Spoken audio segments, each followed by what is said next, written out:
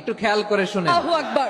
আপনি কি কল্পনা করতে পারেন 40 বছরের পাহাড় সমান গুনাহ আল্লাহ মাফ করে দিলেন মাত্র 10 সেকেন্ডের একটি তওবায়? হ্যাঁ, ঠিকই শুনছেন। কিন্তু এটা কিভাবে সম্ভব হলো শুনেন।